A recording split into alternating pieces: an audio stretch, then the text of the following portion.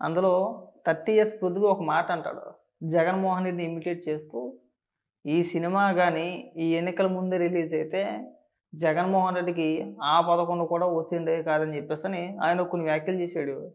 దానికి సంబంధించి వైసీపీ కార్యకర్తలు కూడా పృథ్వీని ఉద్దేశించి అమనాబూతులు తిట్టేసి భారీగా భయంకరంగా ట్రోల్ చేశారు.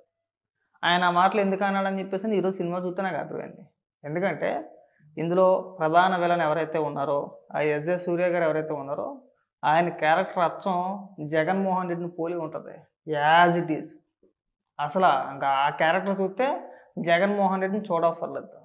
తండ్రి అధికారాన్ని అడ్డం పెట్టుకొని ఏ విధంగా దోచేయాలి, ప్రజల సొమ్ముని ఏ విధంగా దోచేయాలనేది క్లియర్గా కళ్ళకు కట్టినట్టు చూపించారు. అలాగే ముఖ్యమంత్రి పదవి కోసం తండ్రినే చంపేయాలని చెప్పేసి ప్రయత్నం చేస్తాడు సినిమాలో. కానీ ఇక్కడ ఏం జగన్మోహన్ రెడ్డి ఉద్దేశించి చెప్పట్లేదు, కానీ సినిమాలో ఆయన తండ్రిగా నటించింది ఎవరంటే శ్రీకాంత్ గారు. లాస్ట్లో ఆయన ఒక డైలాగ్ కొడతాడనమాట, ఇక్కడ నుంచి మనం చేసే కార్యక్రమాలు ఏవైతే ఉన్నాయో, ఈ దోపిడీ ఏదైతే ఉందో ఎక్కడితో ఆపేద్దామంటే, అప్పటి నుంచి ఈ సూర్య అనే అతను తండ్రి పైనే ఒక లోపల ఒక ఫీలింగ్ పెట్టేసుకుంటాడు అనమాట. ఎలాగైనా సరే ముఖ్యమంత్రి పీఠం మనం దక్కించుకోవాలి, ఈయన్ని అడ్డం తొలగించుకోవాలి, ఏదో రకంగా చంపేయాలనే ప్లాన్ వేస్తాడు. కాబట్టి మీరు సినిమా చూడండి, ఇక్కడ స్టోరీని చెప్తే బాగోదు. అసలు యాజ్ ఇట్ ఈజ్ ఆ సినిమాలో సూర్యని చూస్తే మనం జగన్మోహన్ రెడ్డిని చూడవసరం లేదు. అచ్చం ఇద్దరికిద్దరు ఒకేలా ఉంటారు. అంటే ఈ క్యారెక్టర్ రెండు ఒకే పోలిక మాట. నేను ప్రధానంగా జగన్మోహన్ రెడ్డి పేరు ప్రస్తావించడానికి కారణం ఏంటంటే, సేమ్ అందులో కూడా అంతే. తన పార్టీ కార్యకర్తలు ఇంచుమించు ఒక 500 మందిని అరెస్ట్ చేసి లోపల ఎత్తే బెయిల్ కోసం ప్రయత్నించేటప్పుడు ఒక్కొక్కరికి కొంత అమౌంట్ అని చెప్తారు. దానికి ఒప్పుకోడమాట. డబ్బే ప్రధానం రేపు వచ్చోడం మనకి కార్యకర్తలు కాదు, వాళ్ళు ఎలా పోయినా పర్వాలేదు, మనకి డబ్బు ప్రధానం, వాళ్ళు అలా వదిలేయండి, కొత్త వాళ్ళని పెట్టుకోండి, కొత్త వాళ్ళు జాయిన్ చేసుకోండి అని చెప్పేసి మాట్లాడతాడు. అంటే వాళ్ళంతా కూడా అక్రమ ఇసుక ఏదైతే ఉందో, అంటే ఇసుకనే అక్రమంగా తరలిస్తూ దొరికేస్తారు సినిమాలో, వాళ్ళందరినీ జైల్లో వేస్తారు.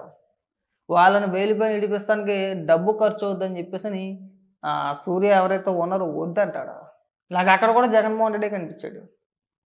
నాకు ఆ సన్నివేశంలో కూడా నాకు జగన్మోహన్ రెడ్డి కనిపించాడు. ఎందుకంటే ప్రస్తుత తన కార్యకర్తలు ఎవరైతే ఉన్నారో ఇవాళకి కూడా జైల్లోనే మగ్గుతున్నారు. వాళ్ళని బయటకు తీసుకొచ్చే ప్రయత్నం ఏనాడు జగన్మోహన్ రెడ్డి చేశాడా? చేస్తే ఇన్ని రోజులు బట్టి వాళ్ళంతా లోపల ఉంటారు, ఎప్పటికో బయటకు వచ్చేది కదా బయటికి. ఆ బోరగడ్డ అనిల్ కానీ, లేదంటే ఆ ఇంటూరి రవికిరణ్ కానీ, లేదంటే ఆ వర రవీందర్ రెడ్డి కానీ, లేదంటే మన మాజీ ఎంపీ నందిగం సురేష్ కానీ, వీళ్ళంతా కూడా నెలల తరబడి జైల్లో ఉండడానికి గల కారణం ఏంటనుకుంటున్నారు? జగన్మోహన్ రెడ్డి వాళ్ళ గురించి అసలు ఎలాంటి ప్రయత్నం చేయట్లేదు. అక్కడ కూడా యాజ్ మన జగన్మోహన్ రెడ్డి చూసినట్టే ఉంది. ఎక్కడేదో జగన్మోహన్ రెడ్డిని ట్రోల్ చేద్దామని కాదు. నేను ఈ వీడియో చేయడానికి కూడా కారణం ఏంటంటే, సినిమా రిలీజ్ అయిన కాడి నుంచి వైసీపీ సోషల్ మీడియా మొత్తం సినిమాపై పడి ఎడుతున్నారు.